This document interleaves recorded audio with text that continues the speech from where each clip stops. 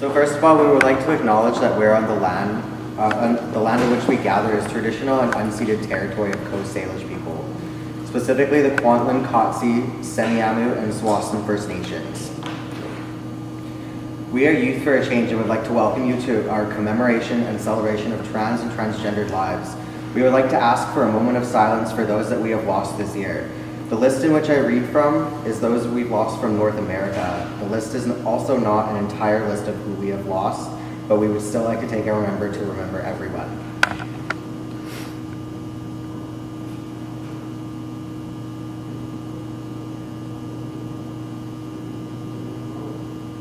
Thank you. So will you please welcome TJ reading his piece without a title. Can you feel it? I can. I live and breathe it every damn day. It's like living in someone else's body. They see you, but they don't see you. They can't, and they won't look past the exterior. They don't want to take the time to do so.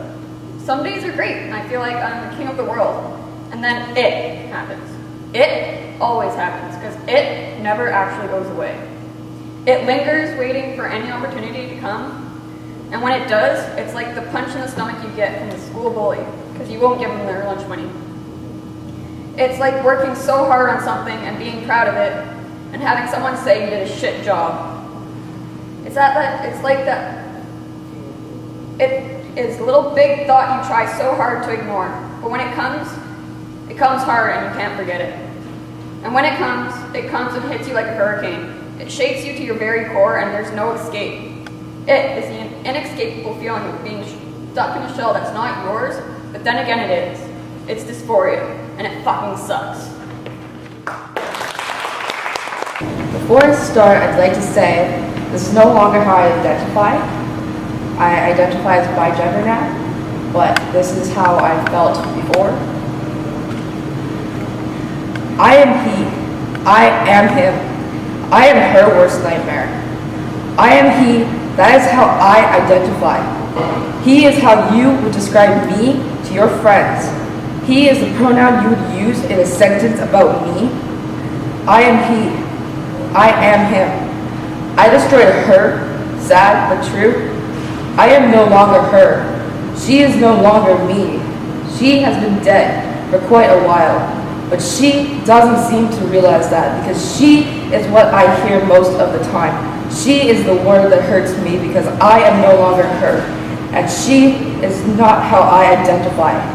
I am he. I am him. And now can we welcome Jasmine reading Seth Reimer's piece, I Am Angry. So I'm reading this piece on behalf of our member Seth, who is currently on the island for schooling, and the piece is called I Am Angry. I was recently praised on Facebook for my articulate, level-headed response to comments on a cousin's transphobic post. This person thought it remarkable that I hadn't gotten angry. Here's the thing. I am angry. I am angry that I've been told I am subhuman. I am angry that there are people who think my existence is a sin. I am angry about how much more likely my partner is to face violence than a cis person. I am angry that I often cannot pee in safety. I am angry that while looking for somewhere to live, I must give people the opportunity to discriminate against me in order to ensure the house is safe for me. I am angry that I am made to feel like an interloper in my own home. I am angry that I had to sit in my living room while a 60-year-old man told me that he would not use my pronouns because I am still a female, as though my vagina is any of his business. I am angry that I am afraid to talk about my vagina, even to my partner, lest my body be seen as a woman's body.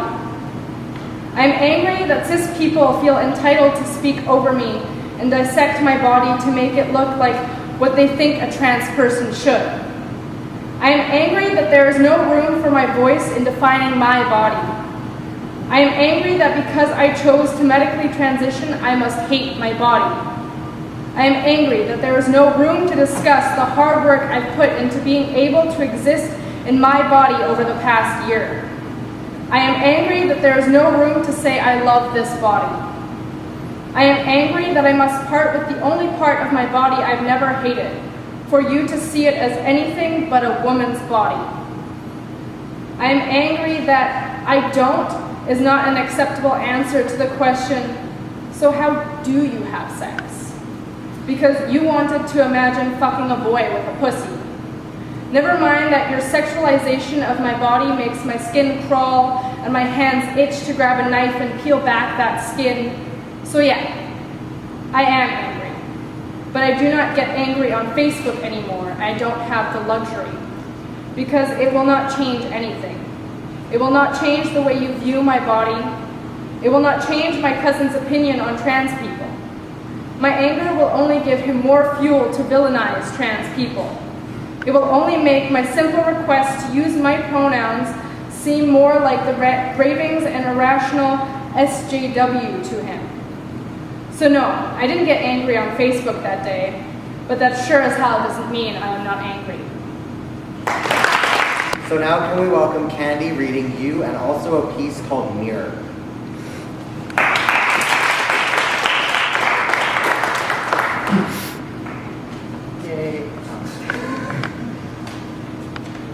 Yay.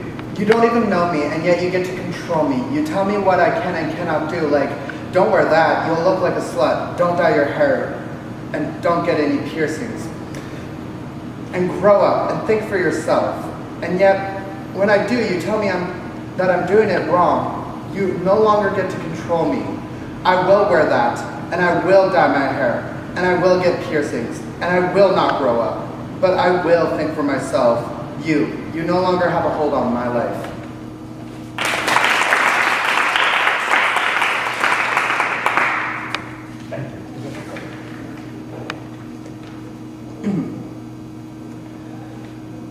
Looking in the mirror, crying, wondering why. Why was I born the way I am? Why me? Why can't I have been born the sex I was supposed to be? Sitting, seeing a male in the mirror where there should be a female, I ponder, is life always going to be this cruel to me? Every day walking down the street, people call me sir, or say he's a nice guy. I try so hard for people to see me as female, as she. I go home every night, and before bed, I look in the mirror. I look to see if I had magically changed, and every time, I am saddened to see him, looking back at me, as if he was mocking her, mocking me.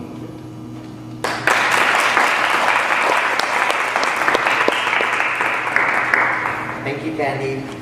So I've just realized that before we asked for the moment of silence, I did not read the names that I would like to have read. So I'd like to do that now.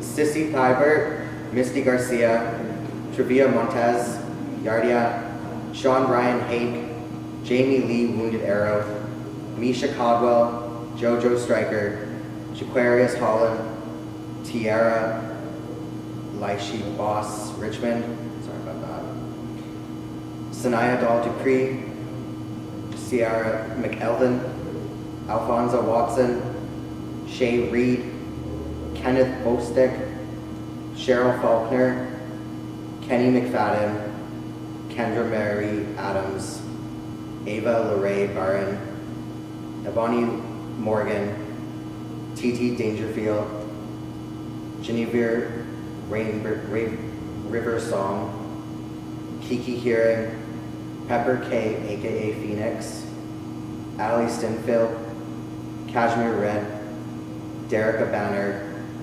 Scout Schultz, Stephanie Montez, Candace Towns, Elia Eli, and Jesse Moore.